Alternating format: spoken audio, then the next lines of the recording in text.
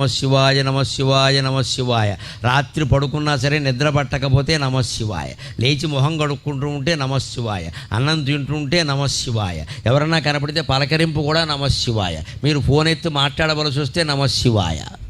ఇంత ఇదిగా భగవన్నామాన్ని మనం సొంతం చేసుకుంటే అన్ని రకాల పాపాలు కాదు, సకల కర్మలు నశించిపోతాయి. అన్ని కర్మఫలాలు పోయి జ్ఞానం పొంది మోక్షం పొందుతాం. ఎప్పుడూ ఆనందంగా ఉంటాం. భగవన్నామస్మరణ అంత గొప్పది. అలా చేస్తేనే శివుడు కాపాడుతాడు. గమనించండి, ఇలా ఊరికే దండం పెట్టేగానే ఏం కాపాడాను. అలా అయితే అందరినీ కాపాడాలిగా.